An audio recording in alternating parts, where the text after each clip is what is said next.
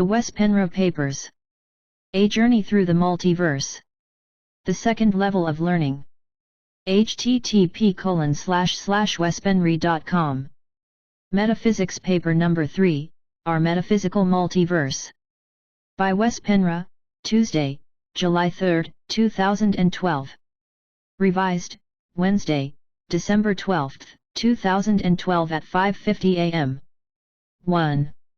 The Unconscious Mind and Causative Dreaming. In this paper we will expand on the concepts of being third-dimensional versus multidimensional, and also give a few new examples of what the differences can be. After have been stuck in this particular frequency band for hundreds of thousands of years, it's deeply rooted in our genes to think linear, particularly since the Industrial Revolution when we became more and more fixated on time, and being on time. Before that, people were more multidimensional and saw things and experienced things that would be considered out of the ordinary by most people today. We would call them superstitious. Our minds are working on different levels to such an extent that it would be appropriate to consider a person's collective mind being compartmentalized into several different layers, where the logical, conscious mind would be the third-dimensional, 3D, mind, the mind that is very analytical. On this level everything has to be explained, categorized, catalogued, be logical, non-fluid, and linear, to make sense. It's the mind of the five senses: what you see with your eyes, hear with your ears, smell with your nose, taste with your mouth, and touch with your body is what is real and what you get. To think that something could exist outside of that would really stretch the logical mind, and it doesn't like it, because it likes to be in control. There are other compartments of the minds, however, that work on a much deeper and more flexible level, such as the subconscious mind, which registers on an unconscious level everything that happens on the 3D level. It's the fight or flight part of the mind, which also registers trauma, pain, fear, and other emotions unwanted in daily life. Then, when a similar situation which would be considered a threat to survival to the subconscious mind occurs, it comes to the surface and alerts the person of the danger so he/she can decide whether to avoid or confront the situation. It has a connection to what scientists call the reptilian brain. We can decide how thoroughly we want to go into the different layers of the mind, but for the purpose of this paper, we will skip through the rest of the layers and go directly down to the unconscious mind, which is that of dream state, but also the part of the mind which is nonlinear and sometimes non-logical from a 3D point of view. It is very fluid. The unconscious mind is a pretty important mind to concentrate on in these times. Although the logical mind, the ego with capital E, is important too so we can function in our everyday lives in linear time, it is extremely limited. Some say we only use 10% of our brain capacity, and this may be true, but brain capacity is not the only way to measure our awareness level. I would say we use much less than 10% of our potentials when we are living in the typical 3D reality. But if we work with the figures we have, and we only use 10% of our capacity, the other 90% is hidden within the unconscious mind. Many psychics and New Agers say that the dream state is very important. They say that when you dream and wake up during the night, make sure you write down what you remember, but not the whole dream, only a few key words that make you recall your dream the next morning. Continue to do so until you remember more and more of your dreams. By learning to recall them, you can become more cause over the events in your dreams. Those who already have a tendency to remember their dreams can tell us that the events in dream state don't always make sense and are rarely linear. Things happen, apparently in a random fashion, and if the dream has a particular story to it, events often don't happen in a linear way, and unlikely characters may pop in and out of the dream. Some dreams are seemingly random and don't have any particular order to them, and we usually say that they don't make sense. Dreaming is a way to process events in our lives that we haven't been able to process to our satisfaction from our limited 3D perspective. Dreams go deeper but rarely give you direct solutions, although it can happen, but give you hints and solutions that are either decoded or encrypted so that we still need to find the solution in our daily lives. However, we can use the tools in dream state to speed up the process. I talked about dreams and the unconscious mind in level I as well, but the reason I am coming back to talk about this subject again is because it is so important to understand that it is in fact the dream state which to a large degree forms the reality in our everyday life. First we dream it, then we live it. This may sound unreal to many, but I truly believe this is how it works. Therefore, it is a very good practice to work on realizing that you're dreaming while you're dreaming. E.g., when something happens in your dream that you don't like, tell yourself, "Ah, this is a dream," and then start to manipulate it. You will be able to change events, add characters to your dream, take unwanted characters out of it, and totally change the outcome more to your satisfaction. Some people can already do this, but the trick is to be able to do it regularly and ultimately all the time, in every dream. Be aware that you're dreaming and change things around, but still let the dream be fluid and don't necessarily make it linear and logical. Just change a little event here and a little event there. Let the rest have its flow and just observe, like a spectator who is watching a movie who wants to see how it ends but still wants to interact every now and then. What happens when you interfere with your dreams and you realize you're dreaming is that the conscious mind is interacting with the unconscious mind, and this is exactly what we want. It's one key to becoming aware so we can perceive other realms and other dimensions outside the third. We all have the potentials to do so because we were created to be able to, but we have been taught to forget how to do this, and manipulated to believe that such abilities don't exist. But they do. 2. The differences between interdimensional, multidimensional, and omnidimensional. Someone pointed out to me recently that using the term multidimensional is incorrect. When we are talking about being multidimensional, this person says we are really talking about omnidimensional, because we have access to all dimensions, omni meaning all. I will show why I think this is not entirely correct.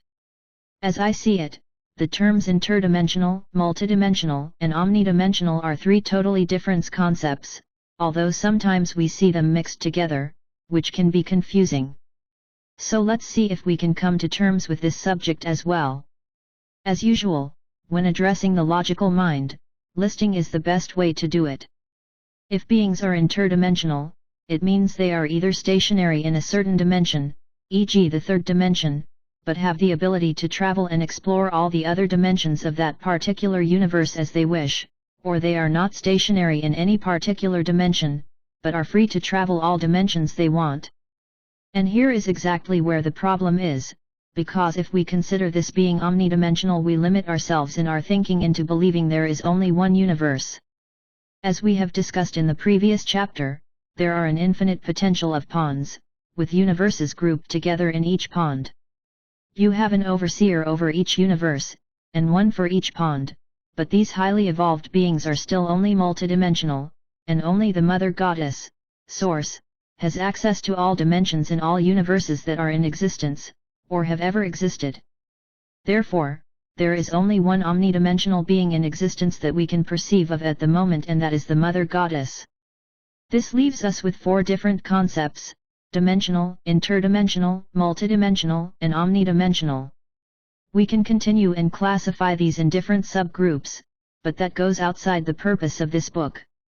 If we stick with these three, they would mean 1. Dimensional. In metaphysics, we speak of dimensional as being restricted to experiencing only one, or a few dimensions, while the rest of the dimensions are either intentionally blocked out from a being or a star race, or the being/species has not yet evolved enough to understand how dimensions work and how to travel them. An example of a dimensional being would be the average human. It is not that the being doesn't have access to all dimensions, only that they don't know how to access them yet. 2. Interdimensional. This means not being stuck in any dimension and not necessarily having a home station either, at least not in the sense we look at it.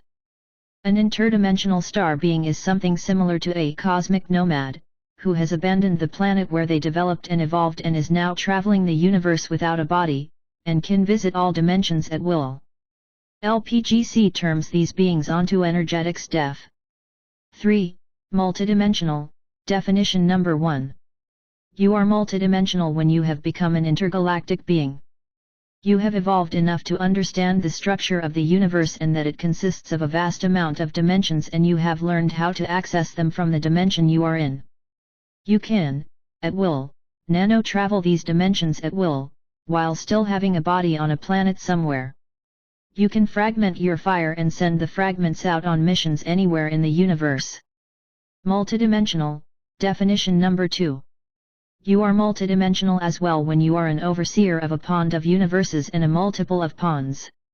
You now have access to not only the dimensions of a particular universe, but also all dimensions of the other universes you are overseeing. However, you are still not omnidimensional. Multidimensional, definition number 3. You are multidimensional when you understand that every thought you create behind which you put a strong emotion and intention creates your own version of the multiverse. You change the multiverse you live in a little bit every time you make such a thought. Then, when you act upon it, it will be the multiverse where your main attention is located. 4. Omnidimensional. There is only one omnidimensional being we are aware of, and that is Source, Mother Goddess. She has access to any dimension in any pond and/or universe she has ever created. Remember that although there are different overseers of different universes, it is the Goddess who created them all, at least that is as far as I can tell at this point. There is sometimes a mix-up between the terms universe and multiverse. This is understandable due to that there are so many theories on what is and what is not. A universe is a creation, in form of a sphere, some say a spiral, and would correspond with what LPGC terms for space/time. It is extracting and contracting, sometimes described as the breath of the goddess. The goddess breathes out and the universe is expanding, she is breathing in and it is contracting. A universe is, from what I've learned, consisting of galaxies, nebulae, stars, planets etc. with a certain amount of accessible dimensions. It is all these things combined. The multiverse as I see it can be one of two major things. Others may define multiverse differently. 1. We create our own multiverse in our minds. Every time we make a choice we have different options. To be in the reality we are in, we made choices and followed through on them until we came to points where we had to make even more choices and so forth and so on. When we make a choice, we discard the other options, but because we think of them, they become real in certain terms, as probable versions of the multiverse. Therefore, when we make a choice, the other options create alternative probabilities that branch out from the series of options we had. These other options become alive, but if they are not acted upon, they stay as thought forms, and remain alive, but dormant, in the fluidity of the multiverse. We are creating multiverses all the time with our own thoughts and actions, see def of multidimensional above. When we think something and act upon it, we add our choice to the multiverse we lived in a second ago. If we had chosen another option, the first version of the multiverse, where we made another, different choice, wouldn't exist. So every thinking being in the multiverse is contributing to how the version of the universe they live in will look like. If you grasp this concept, it should be mind-blowing, because it shows you that there are almost endless versions of the universe. These nearly endless versions become a multiverse, an expanding multiverse. You jump in and out of realities all the time when you think a thought, make a choice and live out your decision. There are other versions of the multiverse where the consequences of that decision don't exist. So it's the combined choices you have made since you were born as a fire that determines which version of the multiverse you live in right now when you're reading this. Next time you make a choice, you jump realities. Hence, your neighbor is part of your multiverse, but she also has her own multiverse which differs from yours, because she is not making the same decisions as you do. 2. The unum, which LPGC calls the multiverse, is what holds the goddess creation together, but within this unum-like multiverse, the first definition of multiverses, above, exist because of the constant bouncing of thoughts between the thought boundary, T-boundary, and the known universe, as LPGC calls it. 3. A multiverse is a whole pond filled with universes or several ponds filled with universes, or perhaps even a superpond consisting of smaller ponds, all consisting of universes. Therefore, Being multidimensional doesn't necessarily mean, in this definition, that you are living in a multiverse, except on an abstract level, because the universes are not connected in the sense that beings can visit them at will, only by invitation. Multidimensional means you are living in a universe consisting of multiple dimensions that you freely can access. The confusion has been that many of us have equaled the term multiverse with being multidimensional. A multiverse, per definition, is therefore more than one version of the universe. 4. The multiverse is composed of all physical and non-physical dimensions and probable versions of reality, as well as the Milky Way galaxy's innumerable stars and planets, other galaxies that make up the universe, along with other universes and as yet unrealized potentials of existence. Most of the time, I will use definition number 1 when speaking of the multiverse here in my papers. If I use number 2, I will mention that I do so. The Omniverse can be two things as well, as I look upon it. 1. All the multiverses counted together to become one Omniverse. We are rarely using this definition, because it's hard to perceive all multiverses, because they are fluid and change all the time. Still, in theory, when we want to talk about all multiverses, created by all beings in a multiverse, we can use the term Omniverse. 2. The summary of all created universes, multiverses, pawns etc., that the goddess has created so far. It is ever expanding on many levels and she is the only one who has access to the full Omniverse. Here on Earth, we can understand the concepts of these things, but still not be able to access all these dimensions. There is not how it was meant to be. We were supposed to have access to all dimensions at will when we had evolved enough as young spirits, but this is not the case on our planet.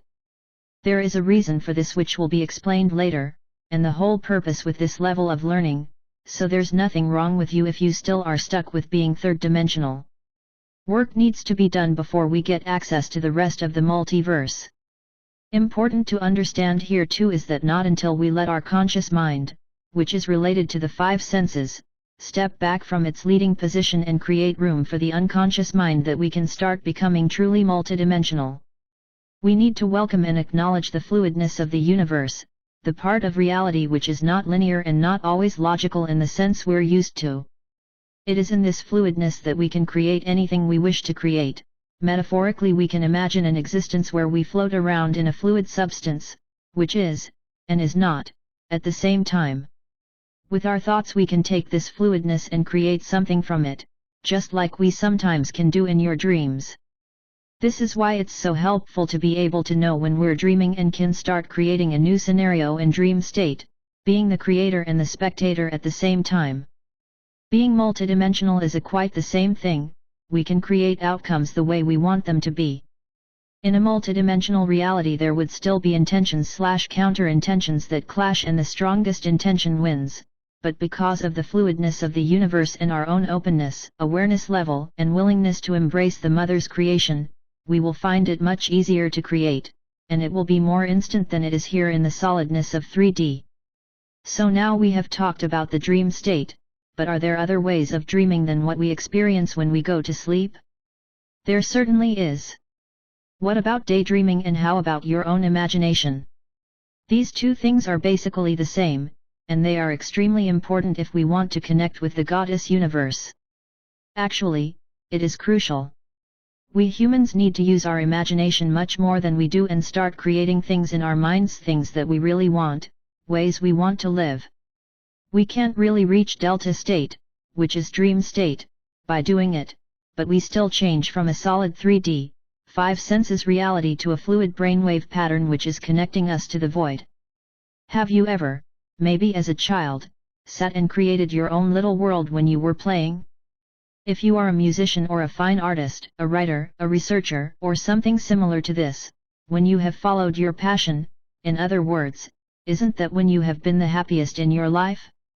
We can't be truly happy if we are not in some small way, at least, connected to Source, and we are not connected to Source when we are staying totally and utterly in the 4% universe. None of this means that we should neglect the conscious mind, it's just as important. We need to stay grounded here on Earth, the conscious mind, and let the unconscious mind surface and use that to co-create with the conscious mind. The unconscious mind has access to the sub-quantum soul level, and when you can access it at will, you can also fragment yourself and travel through space and time. This is not a secret to many children. When they are little, and if we let them create freely, they have no problems accessing this part of the mind. Before indoctrination starts all over again, the child is very open-minded and often quite psychic and non-judgmental. Children often have much more of the mother's universal ways surfaced than most adults, I am tempted to say, any adults. Childhood is the most creative stage in a person's life, unfortunately. Unfortunately, because if we could continue using our abilities from childhood into adulthood, our civilization would become multi-D rather quickly. Some people have had a very traumatic childhood and can perhaps not relate to what I've said here. In that case, if you are one of them, I just want to acknowledge you and tell you that I empathize with you and want to let you know that you can still tune into these vibrations and overcome the horror and fear you may have experienced. So much more important than to study and apply materials which support what I am talking about here. While I'm writing this article, I check out my Facebook and find something posted by a good friend of mine from the Netherlands, researcher Bart van der Swan. This picture, and the text in the next paragraph, show us how busy we are, and how little we, as adults, notice and participate in our environment. However, it also shows that kids are the ones who are still more in tune with what is going on around us, and not so caught up in the narrow tunnel, which has become our reality. A man sat at a metro station in Washington, D.C. and started to play the violin. It was a cold January morning. He played 6 Bach pieces for about 45 minutes. During that time, since it was rush hour, it was calculated that 1,100 people went through the station, most of them on their way to work. 3 minutes went by, and a middle-aged man noticed there was musician playing. He slowed his pace, and stopped for a few seconds, and then hurried up to meet his schedule. A minute later, the violinist received his first dollar tip. A woman threw the money in the till and without stopping, and continued to walk. A few minutes later, someone leaned against the wall to listen to him, but the man looked at his watch and started to walk again. Clearly he was late for work. The one who paid the most attention was a 3-year-old boy. His mother tagged him along, hurried, but the kid stopped to look at the violinist. Finally, the mother pushed hard, and the child continued to walk, turning his head all the time. This action was repeated by several other children. All the parents, without exception, forced them to move on. In the 45 minutes the musician played, only 6 people stopped and stayed for a while. About 20 gave him money, but continued to walk their normal pace. He collected $32. When he finished playing and silence took over, no one noticed it. No one applauded, nor was there any recognition. No one knew this, but the violinist was Joshua Bell, one of the most talented musicians in the world. He had just played one of the most intricate pieces ever written, on a violin worth $3.5 million. 2 days before his playing in the subway, Joshua Bell sold out at a theater in Boston where the seats averaged $100. This is a real story.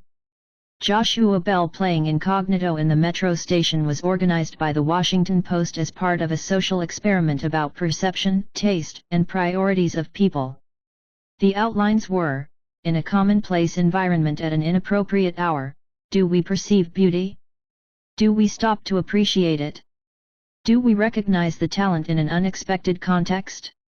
One of the possible conclusions from this experience could be: if we do not have a moment to stop and listen to one of the best musicians in the world playing the best music ever written, how many other things are we missing? The good news is that there is a way out for everybody, no matter background or current life situation. We are living in a constant now and there is nowhere else we can create than from this now. Therefore, whatever happened in the past, whatever led up to the life situation you may have today, it can be changed in a moment by just changing your thought patterns as soon as you let go of the blame most of us have towards those who may have had a hand in getting us where we are in any situation we don't want to be in. Remember that everything is a co-creation, and when you realize that although there may have been others who contributed to the situation, the decisions to go along with it were yours. Once you truly see that, everything changes your whole worldview, in fact. Not until then can you make progress. When the blame and the grudges you may hold are out the window, analyze your thoughts and realize which thoughts are counterproductive and which ones are helpful in order to achieve your true goals. Throw the first ones out and keep and expand on the second ones. Practice.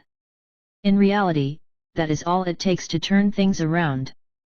The doingness, which eventually is required, will come naturally, and you are going to do it willingly, with enthusiasm. The person, who may have done you wrong simply has to take care of his or her own issues and you take care of yours. You are not contributing to anything positive by hanging on to blame, except you give a lot of power to the other person. 3. Different types of metaphysical entities and entity possession.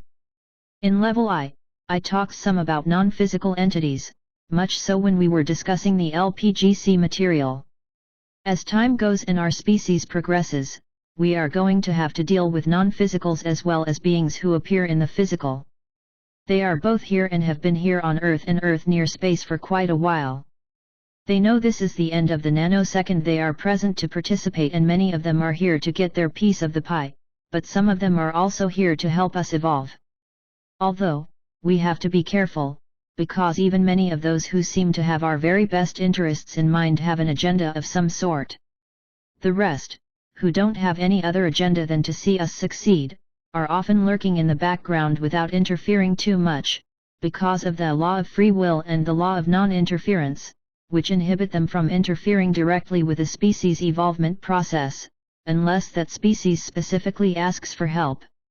I read the Pleiadian newsletters, number 76, Winter Solstice, 2011 a while ago, where they brought up non-physical entities.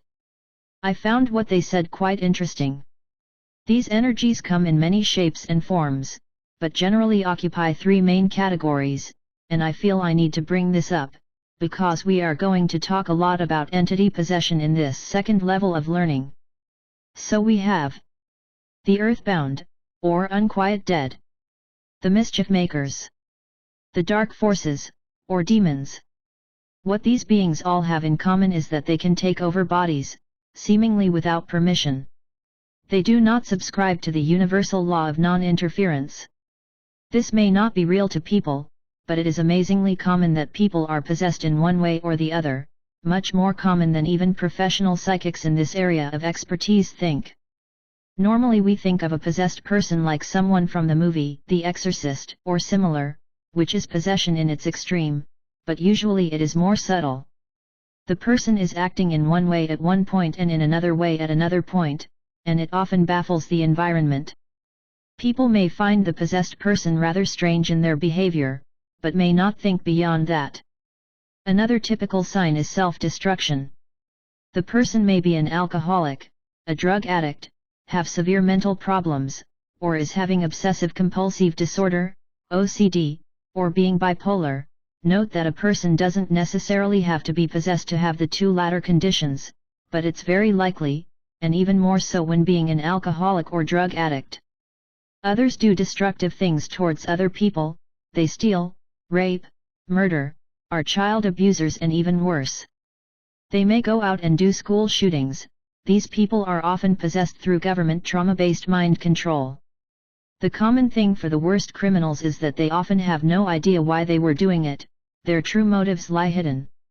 When they are on trial and tell the court that they have no memories of the incident, or Satan told me to do it, not many people believe them and think they just want to get away with it and get a milder verdict in form of psychiatric care and then be back on the street again in no time, but more often than not, the person is telling the truth. It doesn't justify the crime, but it's a matter of fact. And people are correct, the jury is often coming to the conclusion that it was temporary insanity, or insanity, that drew the criminal to the crime, and the person may soon be out on the street again. Untreated and not being exorcised and put back into society again is a big mistake, and the person will most likely fall back into crime again, because the non-physicals who possess them don't care about the well-being of the bio-mind, body/mind, that they possess. If the person gets a death sentence? Fine. The non-physical jumps to another body. They get a thrill out of it, and they feel they don't have to take the consequences. The Pleiadians tell us in the same newsletter that people who are possessed, to be able to evolve, first have to recognize that they are possessed. This requires a certain awareness level. The good news is that the original owner of the body, the soul who inhabits the body from birth, can evolve in spite of the attached entity, although the entity may implant destructive thoughts trying to prevent the owner from getting better, unless it suits the purpose of the entity. Here it is important to have some assistance from another person who is backing him or her up so the possessed person can reach a point where they can be causative enough to handle the situation. People hosting intrusive non-physical entities, say the Pleiadians, must be aware enough to recognize the circumstances, be willing to learn their spiritual lessons. What they mean by this is that everything is a co-creation on a higher level and therefore a spiritual learning lesson. A person who is possessed may or may not have an agreement with the non-physical, who often attach without permission, but the spiritual lesson connected to it is a co-creation on one level or another, a necessity to be able to evolve. These can also be people who have been on a spiritual journey for quite a while, spanning over many different lifetimes, but have had a hard time creating their own space. Persons who are possessed need to learn how to clean their energy fields and have the strength of character and presence of mind to do so. Important is to cancel and terminate any previous agreements with the entity/entities and then release them and let them go. Some people can have up to a few hundred entities attached to them, say the Pleiadians, but I would suggest some may have more than that, although some are dormant.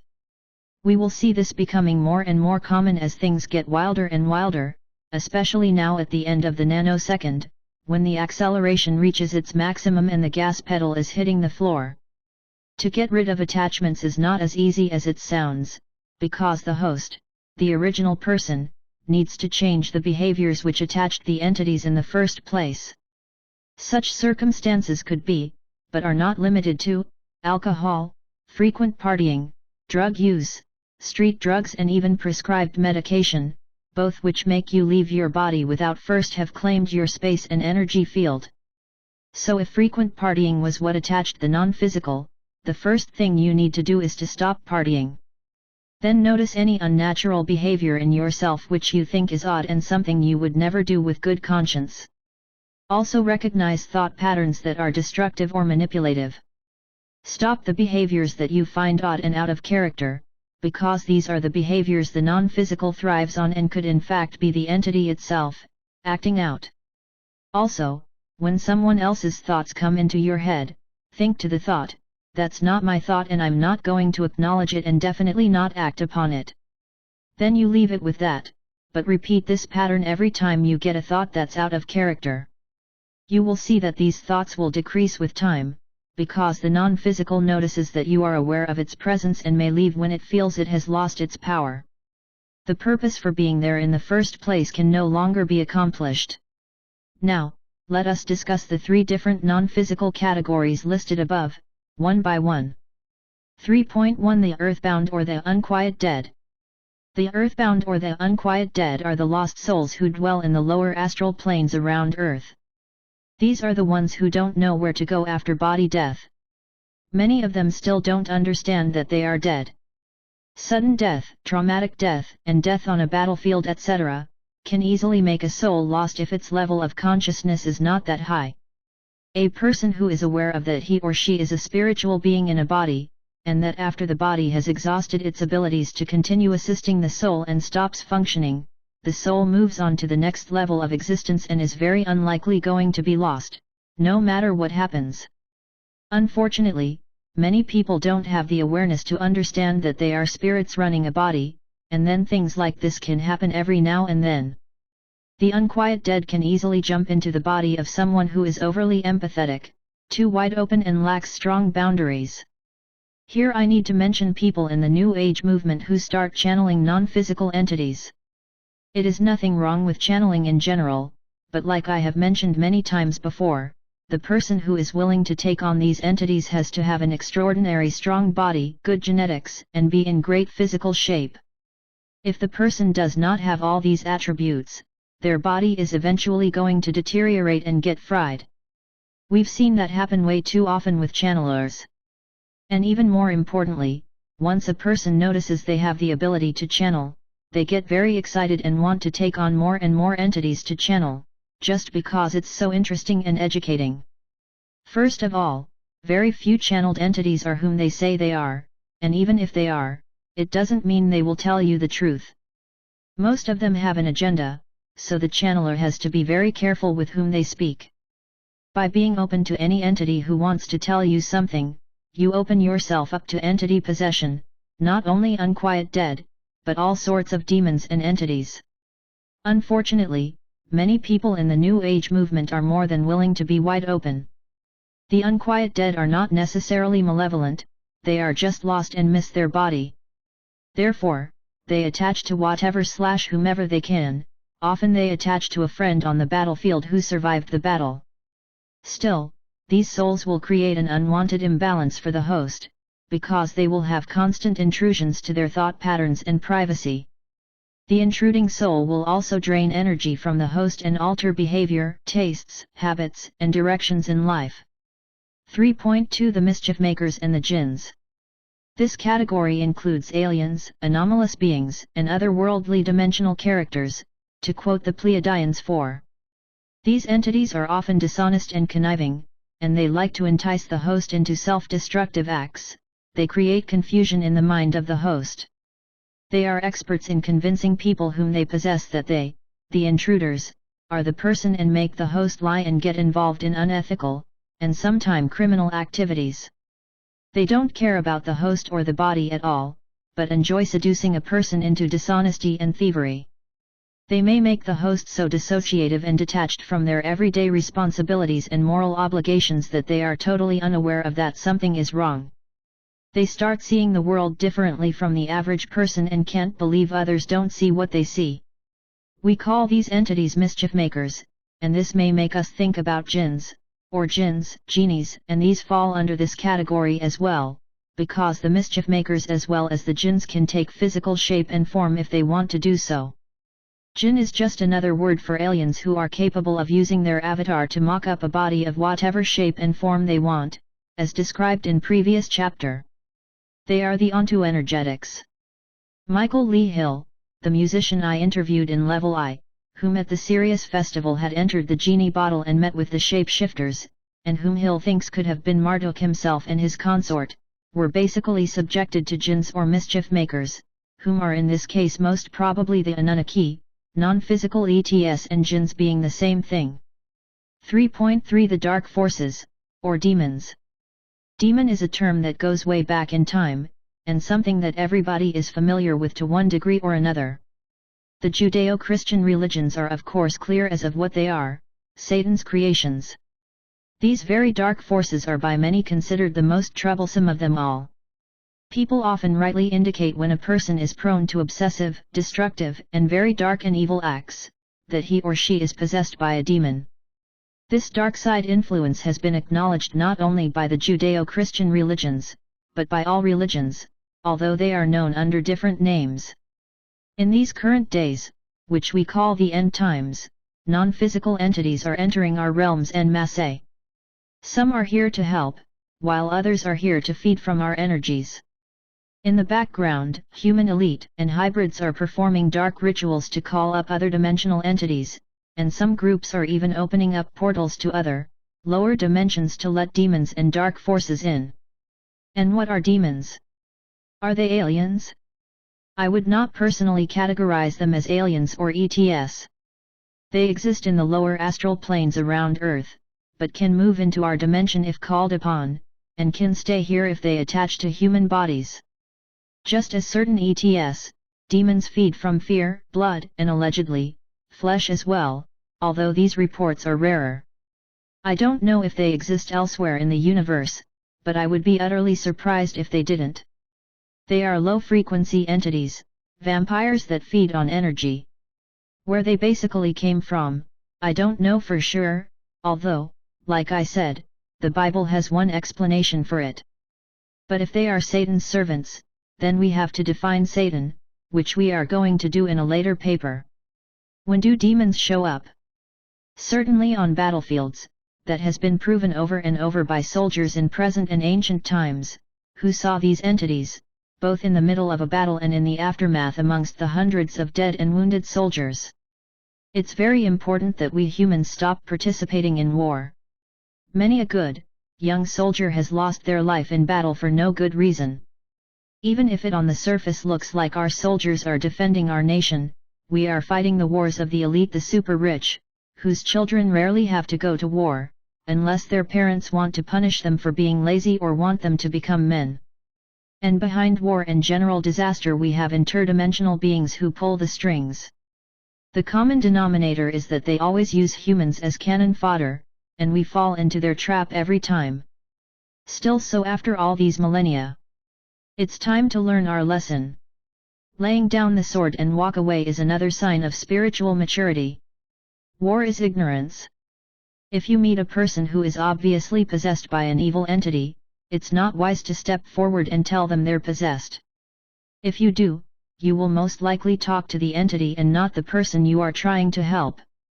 If it's a good friend, I would sit down and talk to them, calmly and with a lot of love. When the entity starts speaking, either ignore him and continue speaking to the real person, or tell the entity that you know that it is not the person who owns the body that you're talking to, and that you don't want to talk to it, but to the real person. Then you continue talking directly to your friend and ignore the entity after that. You can't, and I repeat, you can't argue with the entity. It can be right out dangerous, but best scenario is that it will not change anything to the better, because the attached entity won't change. Then, when the real person realizes he or she is possessed, they may want to do something about it, either try on their own, which may be difficult, or actually go see an exorcist. Sometimes you can see if a person is possessed by looking into their eyes. You can see the entity in there. If you're aware enough, you can even see your own entity possession by looking in the mirror, if you have entity attachments. Don't run to the mirror and imagine things just because of this, though, because there has to be a reason why you look yourself in the mirror for this purpose in the first place. You need to have the signs. Some of these signs are when a person says, for example, I don't know what ran into me, I don't know what made me do it, I don't know what came over me, or I don't know what possessed me, on a more or less regular basis. 5. You get the picture. It's not always the case, though, because people have a tendency to repeat what other people have said before them to describe a situation, but if the person saying something to this effect, if not possessed themselves, may know someone who is, from where they heard these expressions in the first place. 3.4 Afterlife and Entity Possession. The Pleiadians are not the only ones saying that sometimes spiritual attachments do not necessarily disappear when a person dies and leaves the body, and that the attachment may follow into the afterlife. This is why it's so important, something I have said many times in the past as well, that when loved ones die, we need to tell them that we want them to let go. We need to tell their soul, which usually hangs around the family for a while, that we are sad and will miss this individual, but it's okay to move on. Sometimes lovers promise each other that they will always be together, and if one dies before the other, the first to go waits for the other. This is not a good way to arrange for the afterlife, because this could lead to that whoever went first will attach to the one left, or another family member, just to stay around. Instead, if you want to make a bond with your partner, tell each other that you will meet in the afterlife, and so, that will most probably happen. That's where we often meet with our deceased loved ones anyway. If the dying person is of a higher consciousness, it may even be appropriate to suggest they go in a totally different direction after death. I advise the reader to review the paper, There is a Light at the End of the Tunnel: What Happens After Body Death. 6. If you are curious about what happens after we die, what is very important is that before you die, make sure you have an exit plan. Think about where you want to go and what you want to get out of the afterlife. Maybe share it with your loved ones and ask them if your plan is something they would consider too, or perhaps something similar to it. You don't have to have the exact same plan to be able to meet again, though, you simply have to decide that you will. And moreover, when you're done reading these papers, you may want to make a totally different exit plan from any human before you. I will explain what I mean by this in one of the last papers in the level of learning. The Pleiadians are fully aware of the traps that are set up for us after we exit. They are not always clean-cut about it, because some information simply has to wait until the right time, but they suggest that we banish our fears of dying, and fears in general, and die with courage, using the same vigor that propelled us into this life. They advise us to leave this world with sweet respect and gratitude for all our creations. Death is the beginning of another grand adventure. They also add that we need to leave with love in our hearts, a clean conscience and with clear intentions to go to the next level of expanded awareness, and your spirit will take you there. The universe is fluid and we have the power to break any boundaries and walls if we have the right intentions. It is my belief that at this time we are still controlled in the afterlife and don't have the freedom we would have if our reality wasn't manipulated, but we can still move within the limits of the boundaries that are set up for us, and hopefully, with the splitting of the worlds and the knowledge and awareness we are gaining as we speak, we can break the hypnotic spell that is put upon us. Much more about this later.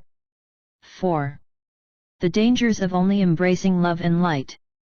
In the global elite-controlled New Age movement, the spiritual seeker is often told to only embrace what is good, and ignore what is evil, or to put it in another way, you embrace love and light and ignore darkness. The theory behind this is that if you concentrate only on what is positive, the negative will diminish and the person can ascend to a higher dimension or density. I beg to differ.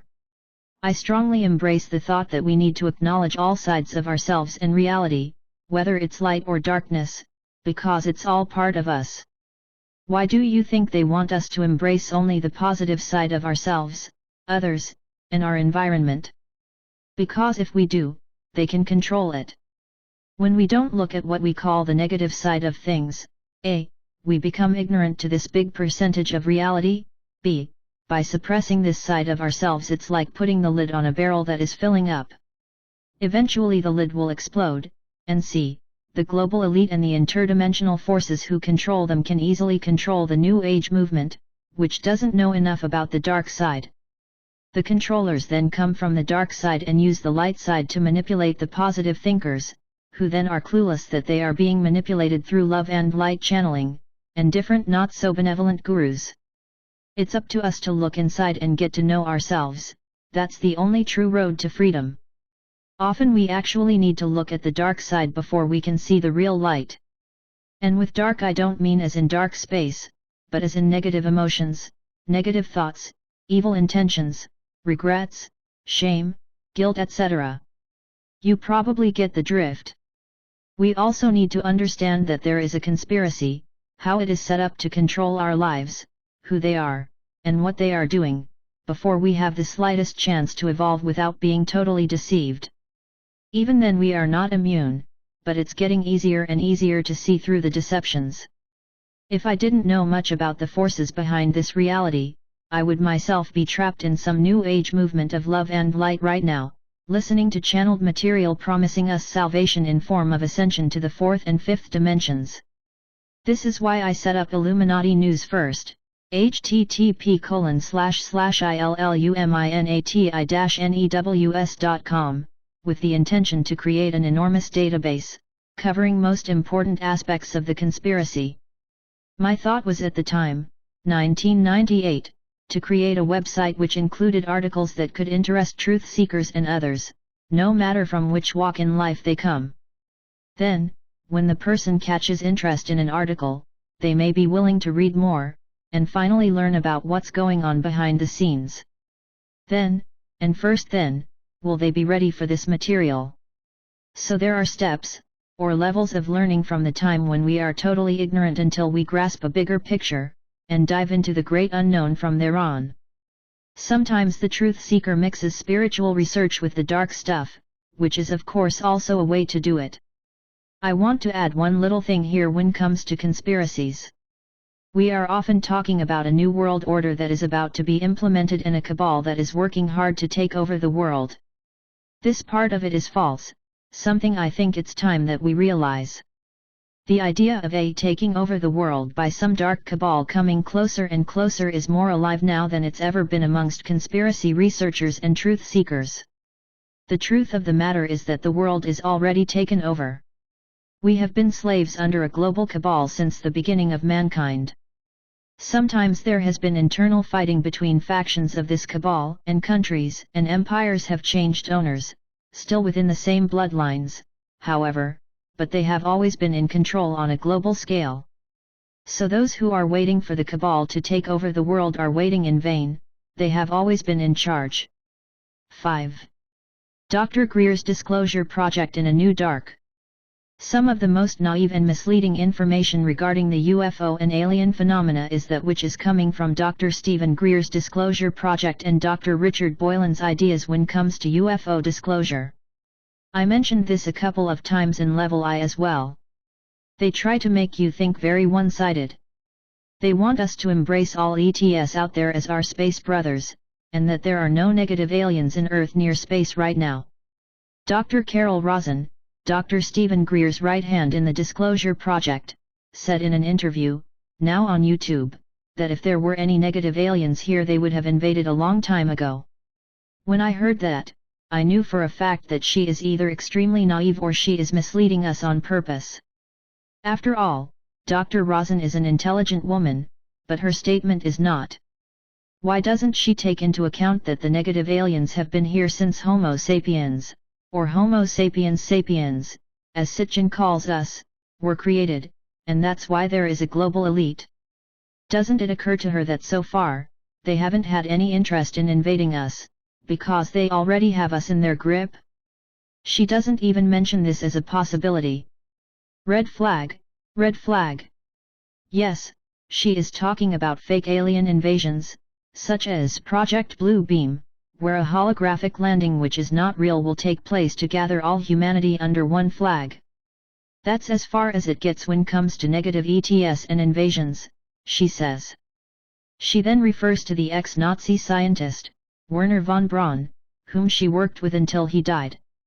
Werner von Braun was transported from Nazi Germany after World War II in Project Paperclip, please Google this if it is unfamiliar to you, to secretly work for the US government, who actually transported a lot of Nazi scientists to the US at that time, one of them the notorious Dr. Joseph Mengele, one of the most evil men this world has seen in modern times.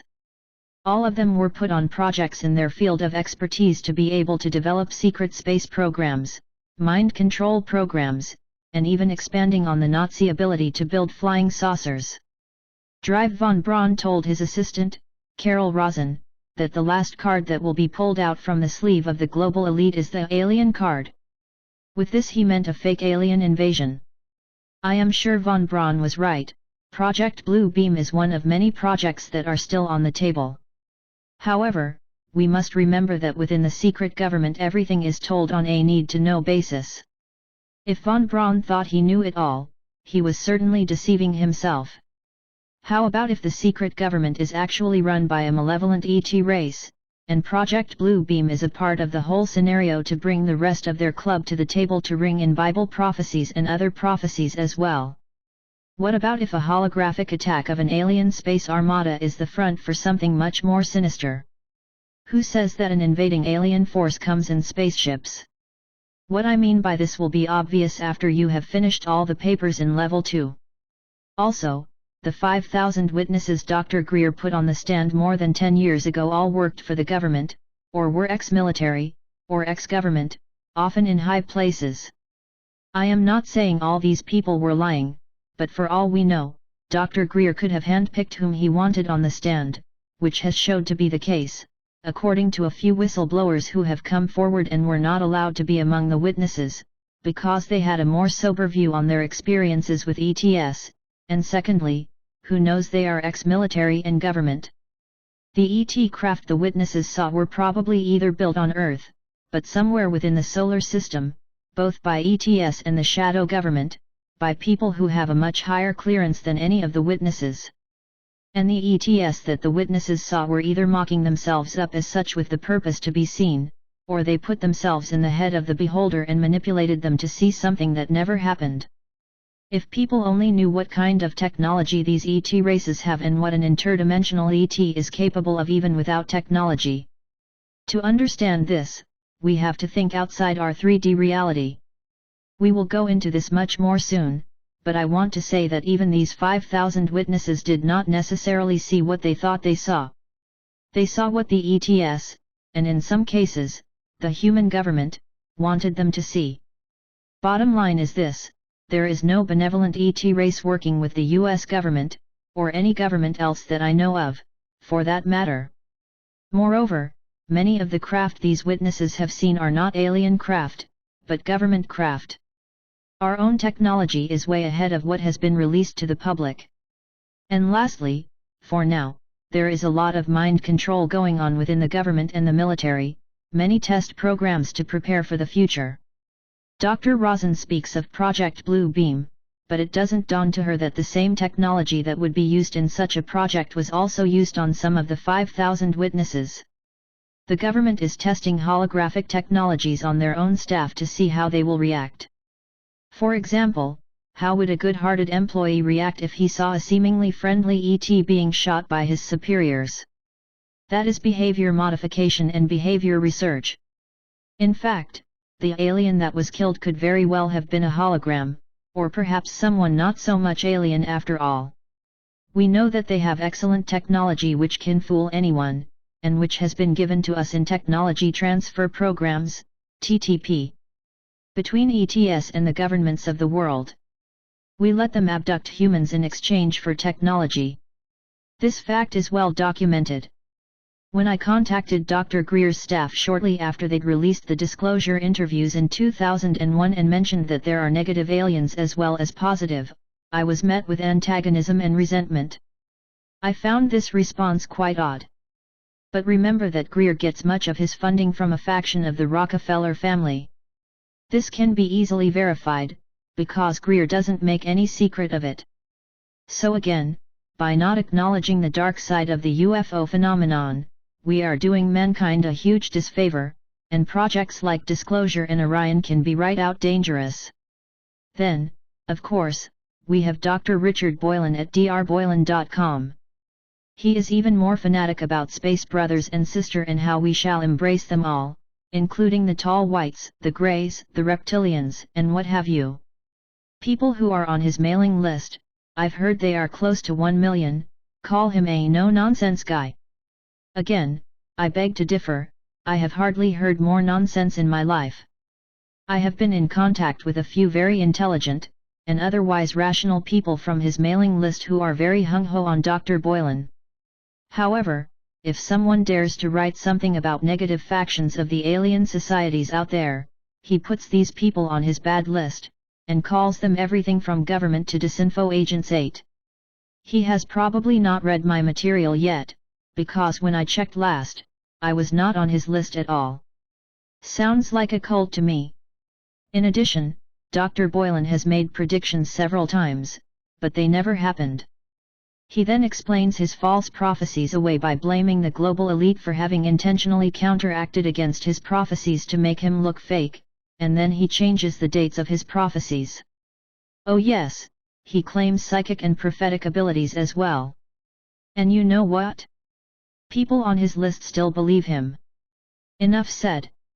6. Channeled, the dark entities of love and light. I am going to paraphrase the Pleiadians again, because their information has showed to be stunningly accurate.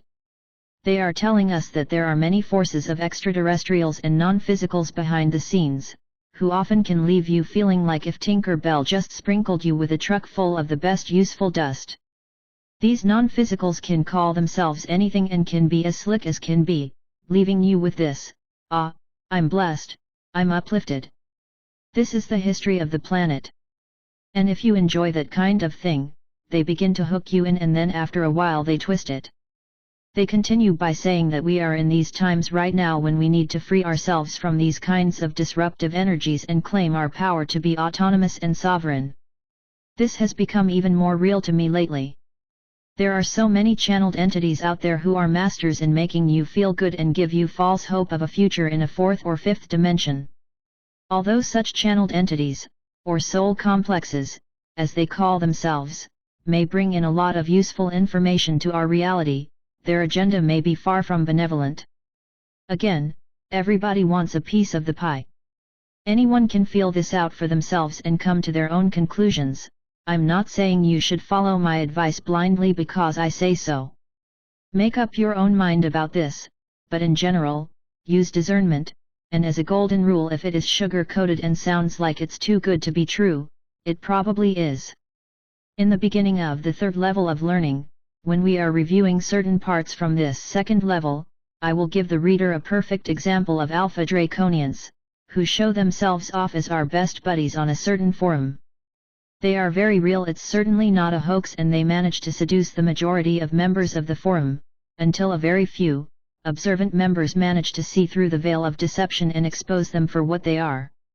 You will see a stunning example of how the Dracos turn around and reveal their real selves. Their teachings include everything from love and light, ascension, the harvest, the fourth and fifth dimension, and humans being royalty. They assure us that they love humanity very much and would do anything for us, until their real selves are exposed.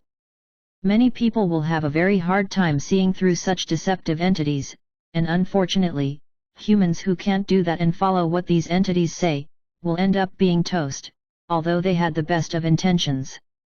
I am saying this so that the reader learns to be extremely aware of what is out there, and use extreme discernment before you buy into anything at all, even my own material. These deceptive entities may even be able to cure the ill and give eyesight back to the blind to convince you, and they have. But don't let that fool you. If you feel you have gained a lot, spiritually, the last few years or so, and you vibrate on a higher level now than you did then, I want you to think about something. Do you really feel you have, or are heading towards, a fourth or fifth dimension? Or do you feel you are still anchored here in 3D, but start tuning into other realities, dimensions, in your daily life, while still living amongst the same people as before, even those who are not interested in spiritual stuff at all? Don't you rather feel like you are opening up to realms that were invisible to you before? You get flashes of them every now and then, and synchronicities are starting to happen, among a lot of other things, like being more psychic and telepathic, perhaps? Maybe you just happen to look at your watch or clock at 11:11, 2:22, 3:33, and so on? I am personally convinced that we are not moving towards any lofty higher dimension, whether on this planet or elsewhere. We are going to stay here, in our 3D bodies, which are already set up to expand the chakras into multidimensional realms. Planet Earth is our home station from where we can extend out into the multiverse, once we are willing, daring, and have stopped agreeing to all the nonsense we've been taught by the controllers of this world and beyond. We create our own world, our own local universe, with our thoughts and actions every second of the day. What we think, decide, what plans we make, how well we execute them, etc., determines what our future will be like. You live in a nightmare? If so, time to change thought patterns. Like-minded will attract to you, and you will attract to like-minded, and when, and if, appropriate, you will probably feel the urge to be closer to those like-minded people. Communities will be built, which are independent from the controlled society, where the individual is important and will be treated similar to how you treat them, like attracts alike. Eventually, your vibration, and that of the community, will be so much higher than that of the regular society in general, that the latter will cease to exist in your reality, although it still will exist in another version of Earth. You, and others like you, will break the spell and shatter the holographic picture of reality that has been projected before all our eyes and see cosmos and its forces in a totally new light. You will feel the free flow of energy, the fluidity of the multiverse and the heavenly realm that are available to us once we have rubbed our eyes and washed away the illusions and delusions. The point is, there will not be any positive and negative harvest in the sense that the non-physicals promote. We can stay here and create our new reality on Earth, based on our own dreams and visions that we make come true in these times of accelerated energies, or we will have the choice to leave the planet altogether and find our luck somewhere else in cosmos, bringing an expanded consciousness with us. But what, then, is this talk about the harvest? As I see it, it's basically promoted for three reasons, or a mix of them all. 1. When the harvest doesn't happen, people get disillusioned and depressed, and faith in spiritual paths will diminish, meaning the powers that be, PTB, can pull back the sheep into the fold and close the gate again. 2. A form of harvest will take place, just like a rapture. Some people will confuse the two, but those who are willing to follow these benevolent forces towards a fourth and fifth dimension may get very surprised when they realize that they have been deceived and the place they are taken to is not that of love and light. 3. There will be a natural harvest, where Earth is splitting into different probabilities. Some will gladly jump into a machine world of high-tech and total enslavement, without any conscious understanding that this is what it will lead to, while others will choose a more spiritual path, closer to nature and Mother Earth, following the old ways of the Mother Goddess. Anyone is free to believe whatever they want, but I wish to put this information out there for people to consider. Personally, I will not jump on a spaceship where I'm told it's going to bring me to a better place, and I am not going to sell my soul to non-physicals who tell me that after body death I will go to a higher dimension. Instead, I will expand my internet. My inner, higher self, stay put and develop my multidimensional abilities. And after all, this is a living library where plants, animals, and humans are seeded and brought here from all parts of the universe to create this extraordinary and extremely rare library as an experiment. Can you imagine a more beautiful planet than our own Earth? In the future, there will inevitably be a splitting of worlds, where people will live in frequencies so different from each other that they will literally live on different versions of Earth, where those of the lower vibrations can't perceive those of the higher. But it will be a slow, gradual process that has already started and is happening right now, and you are contributing by changing your thought process and your intentions. We can't accomplish anything that great for ourselves if we don't know what is going on around us. Information is the key. Then after that, change will occur. When people realize they live as slaves to a clique of super rich people, run by invisible, interdimensional forces, they can start changing their pattern and dream up new realities. Remember, you create your own reality by making the right choices and then act upon them as explained earlier. Still, all of those humans who choose to stay here will still be living on what we consider Mother Earth. Doesn't this make much more sense? Isn't this more of what you see happening around you and within yourself? No one is going to save you, you are your own savior, and that is a good thing, because you can create the exact future you want. But first, to be able to do so, you need to look at all aspects of reality, dark, gray, and light, or you won't have the knowledge required to keep disruptive forces and thoughts away. And if you can't, your energy field will not be clear enough to pull your ideas through. Have you felt lately that you wish with all your might that you didn't need to take part of any of that which is going on in society today? Does your work not make sense anymore? Are the executive decisions at work right out insane? Have you noticed lately that it becomes even more obvious that you are just a slave to some diffuse forces you can't put your finger on?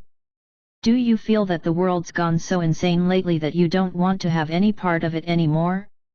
Have you seen people whom you used to like suddenly change and become selfish to the extreme, especially at work, and maybe even start attacking you? Do you find all the new technology that is constantly bombarding the market as one of the worst things that has happened to mankind and you feel totally alienated to it? Have you ever been concerned when you see a group of young children, who are supposed to mingle and talk and have fun, instead are walking down the street together while texting on the phones instead of talking to each other? Have you experienced any or all of the above and feel extremely tired of it? Then you are already heading towards a new reality. The splitting of worlds is very, very real, and more people than we think are slowly but surely breaking away from the insanity around them. I, personally, can't even imagine myself living in a future which contains any or all of the above. The first thing that happens is that we mentally start breaking out from the insanity, and eventually action will follow, and most of the time it will come naturally. This is the last of 3 metaphysical papers. Now we will take a closer look on who the star races are who are manipulating us being the scenes, working hard to create the machine world, and why. We will also learn much more about who we really are and where we come from. This will probably be a very different experience than you have experienced before, regardless of which material you have studied.